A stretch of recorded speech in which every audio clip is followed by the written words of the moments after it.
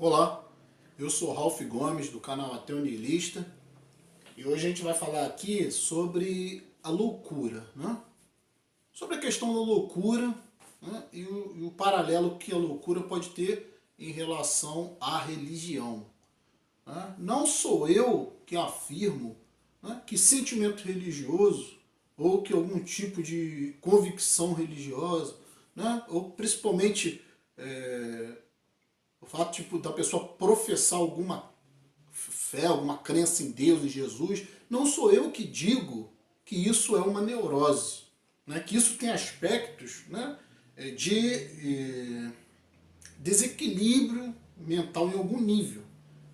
Ou seja, o que define, né? Não sou, como eu estava falando, não sou eu que afirmo isso. Quem afirma isso é o pai da teoria psicanalítica, Freud. Né? Então Freud, né, na base da teoria psicanalítica, ele tem lá colocado como um dos aspectos da neurose humana como sendo a religião.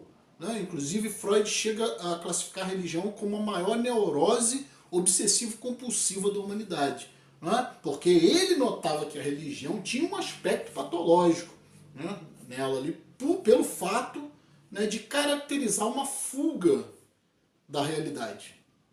Um desespero para tentar justificar todo o sofrimento humano, né, todas as mazelas, todas as desgraças, né, todas as dores do mundo, né, tentando justificar tudo isso num outro mundo, criando um mundo de fantasia, que é bem um aspecto de dissociação da realidade. Né? Isso é um aspecto também conhecido dentro da psicologia, que é a questão da dissociação, né, de você se desconectar da realidade, né, mesmo que seja por alguns instantes. Isso pode ser uma patologia. Então o que acontece? A esquizofrenia, né, é uma patologia mental que faz com que o indivíduo ouça vozes que não existem, né? O indivíduo é capaz de ver, né, ter alucinações, ver coisas que não existem. Isso dentro da esquizofrenia, como também pode ser um fenômeno associado com drogas.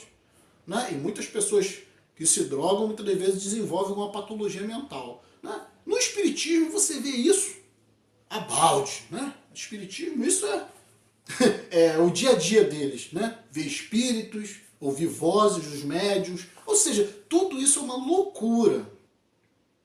Infelizmente, na nossa sociedade, eu não sei o que acontece. Né? Aliás, a gente sabe muito bem o que acontece. Né? A gente sabe muito bem que os governos são religiosos. Como sempre foi no passado, né? A religião era atrelada aos governos, né? Isso em tese. Né? Depois uma coisa se desvinculou da outra, né? Ou seja, Estado, né, e clero e religião se dissociaram, só que isso é uma conversa. Nunca houve essa dissociação, né, nunca houve essa separação entre Estado e religião, nunca houve. Né, isso existe apenas oficialmente. Né, mas a religião, os religiosos hoje, né, em todas as partes do mundo, eles têm uma força política muito grande. Né, e influenciam sim os partidos, influenciam sim os governos, influenciam sim toda a sociedade. Basta ver o seu Papa, o poder político que o Papa tem. Inclusive de mexer na cabeça das pessoas, de mexer na cultura, né, de manipular o comportamento social e de atrasar, né, é o poder que os religiosos têm quando estão no poder, né, de atrasar a evolução, né, porque são pessoas que agem de forma irracional para poder controlar os seus irmãos, controlar a sociedade. Então, às vezes as pessoas falam, mas você tem que respeitar, nós temos que respeitar, né, os religiosos. Né? Eu concordo, assim como nós temos que respeitar também as pessoas que têm deficiência mental. Nós não podemos, ninguém em sã consciência, né, vai dizer para você desrespeitar uma pessoa porque ela tem um problema mental. A gente tem que ter o maior respeito por essas pessoas, por exemplo, síndrome de Down, né, que tem as suas limitações, né, são pessoas que são até capazes, né, de trabalhar, mas sempre dentro de uma limitação, porque a visão é comprometida pela debilidade mental, né, por um certo atraso mental. Né, então, inclusive o síndrome de Down é genético, né, uma doença genética. se eu não me engano, eles têm um cromossomo a mais, né?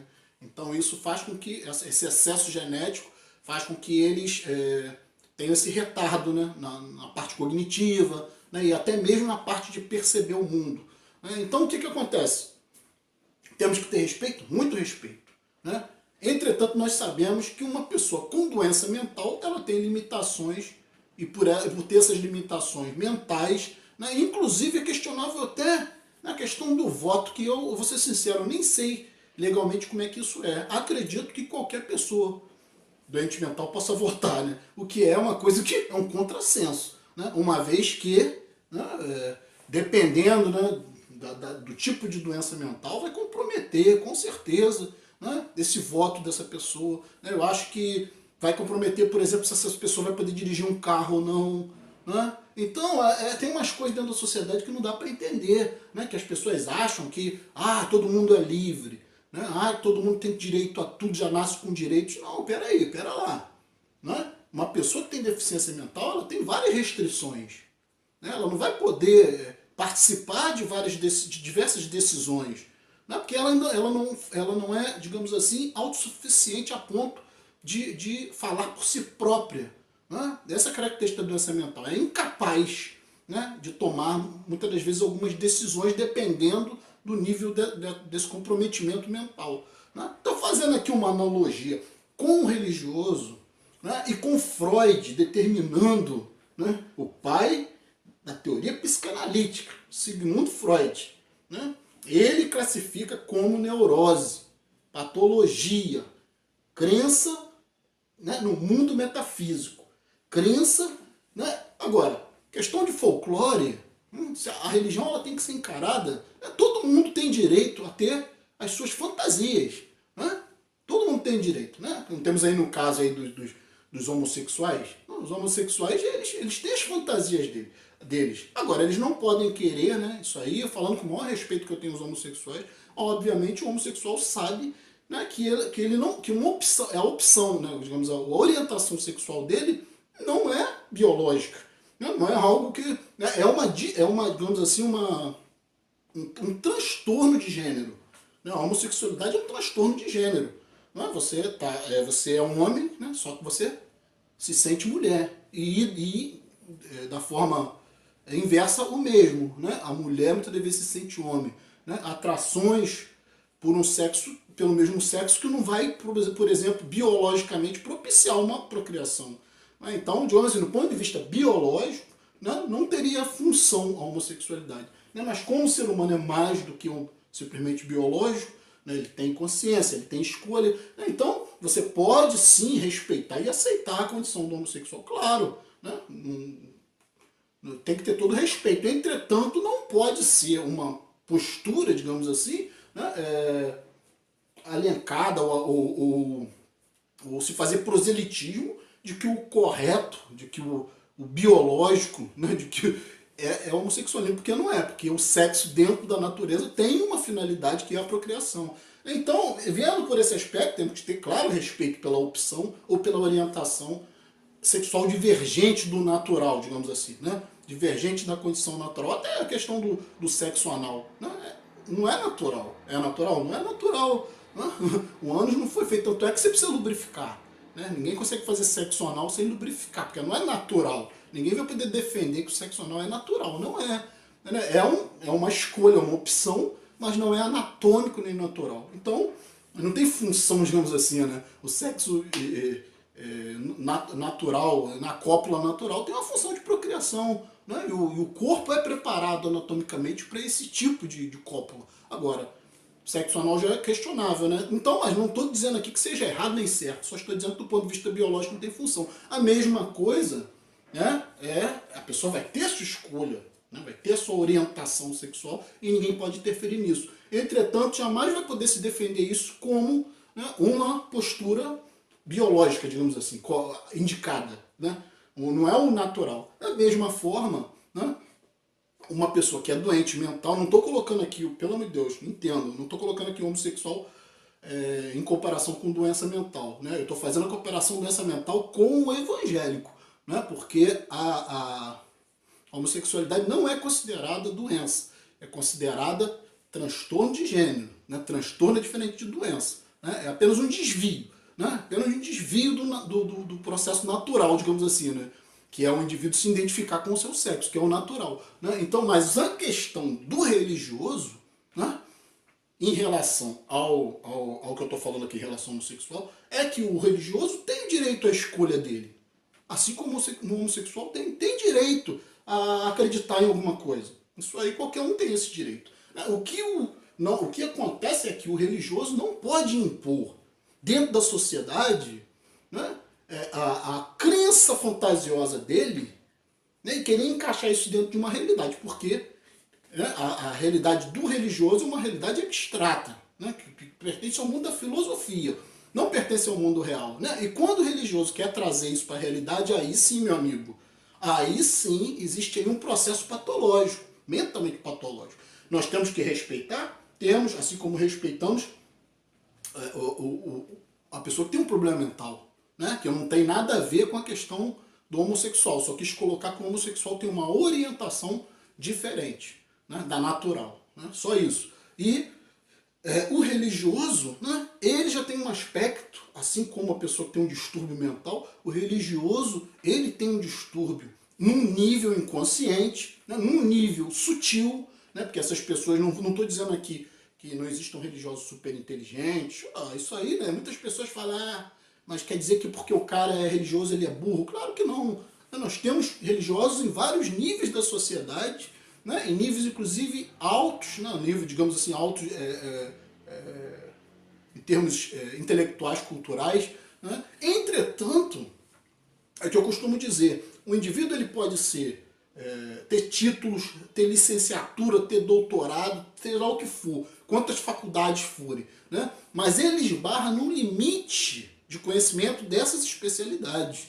Né? Eticamente, esse indivíduo não pode ultrapassar os limites da sua especialidade. Né? Então, se o cara é biólogo, né? Se o cara é um biólogo, isso não qualifica ele para falar qualquer tipo de asneira que transcenda ou que vá além dos seus conhecimentos da biologia. Né? E a biologia não fala nada a respeito de Deus. Não existe Deus na natureza.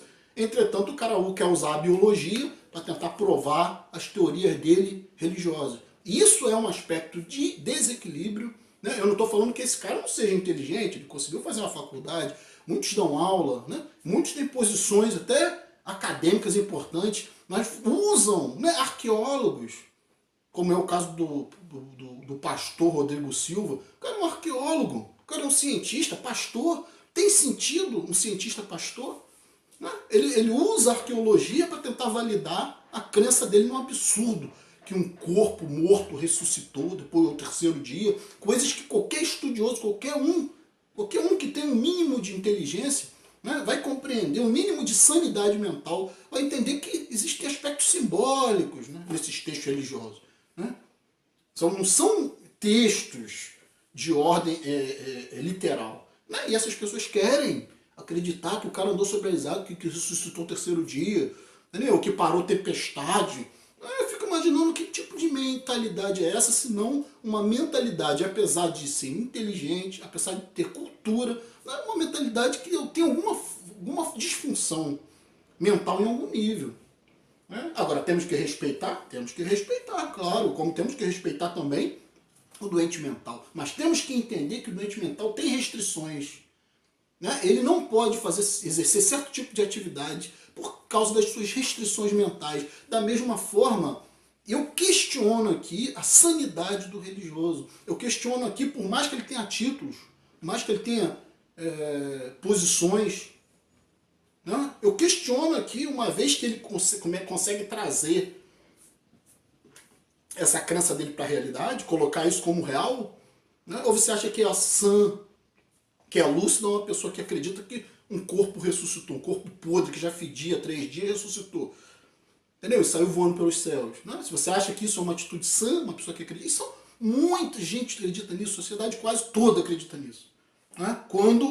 Vou reforçar aqui, o pai da teoria psicanalítica, né, que é uma teoria, é uma coisa que ela tem base científica, né, e é confirmada, né, porque a teoria psicanalítica já foi confirmada empiricamente, várias experiências, né, que Freud conhecia muito bem o funcionamento da psique humana. Né? Então isso já foi muito bem catalogado, muito bem classificado, e dentro dessas classificações, né, principalmente das patologias, né, a religião entra como neurose. Então eu deixo aqui, né,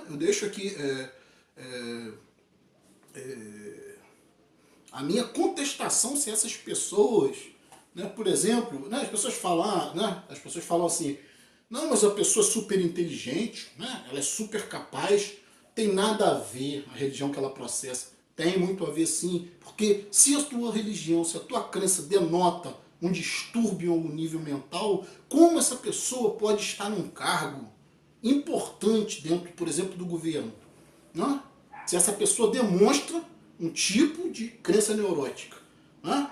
Que era a crença de um Hitler, que era de um Mussolini, que era de um Alexandre o Grande, todos crentes, loucos, entendeu? Assassinos, conquistadores, crentes. Né? Que viviam num mundo que não era o mundo real. Né? Então o que acontece?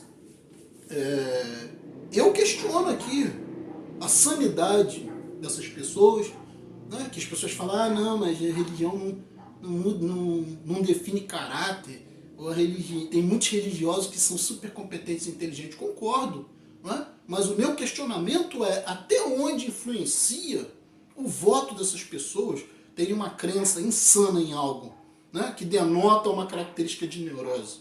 Né? Até onde, né, essas pessoas são aptas, mas você veja bem, dentro da sociedade, né, o que existe aqui é que você, por exemplo, existem funções que são funções de risco. Né? Você, por exemplo, utilizar uma arma, não é qualquer um que pode utilizar uma arma, não é qualquer um que pode ter o direito, né, de portar uma arma dentro da sociedade. Por quê? Porque isso envolve vida de outras pessoas. Né? Envolve segurança do próprio indivíduo e das outras pessoas. Carro. Não é qualquer um que pode dirigir um carro dentro da sociedade. Né? Você tem que passar por avaliação psicológica, você tem que mostrar capacidade, frequentar um curso. Né? Você vai demorar pelo menos aí uns 6 meses a 1 ano para conseguir tirar a sua carteira. Né? Alguns meses, né? Para tirar a sua carteira, se você passar lá de primeira. Né? Mas você vai ter todo um processo. Né? Então, você acha que qualquer um pode dirigir um carro? Não. Quem pode dirigir um carro é quem mostrar condições para dirigir um carro. E a mesma coisa é dirigir uma sociedade. Né? O voto é uma arma. Né? Assim como tem pessoas que têm restrição para usar arma, né? Porque tem algum problema psicológico ou psiquiátrico. Né? Assim como tem pessoas que têm restrição para dirigir. Né? Assim como o doente mental ele tem restrições. Né? Da mesma forma eu questiono até onde se deve dar liberdade, até onde se deve dar poder para uma pessoa que tem uma crença insana. É uma pessoa que é capaz de entrar para um quarto e ficar falando com anjos. Então esse é o questionamento que eu faço aqui, e eu deixo bem claro que inteligência não tem nada a ver com isso. Inteligência está num nível racional. Né? E a religiosidade está no nível inconsciente, irracional. É por isso que nós temos muitas pessoas super inteligentes que professam fé religiosa. Porque a um nível mais inconsciente, a pessoa tem uma imaturidade. A um nível mais psicológico do que propriamente intelectual. A psicologia do crente é uma psique imatura. É uma psicologia não desenvolvida. Se você olhar a vida dessas pessoas, elas são imaturas. Né? Um indivíduo que é capaz de estar berrando numa igreja, se descabelando por um Jesus. Né? Eu não quero esse indivíduo como meu representante no governo, por exemplo. Né? Eu tenho preocupação até desse indivíduo, digamos assim, tendo nas mãos dele o destino de uma nação. Né? Então, fica aí a ideia, né, o questionamento. Eu vou fechar por aqui. Né? Então, um abraço a todos. Estamos juntos pela propagação do conhecimento.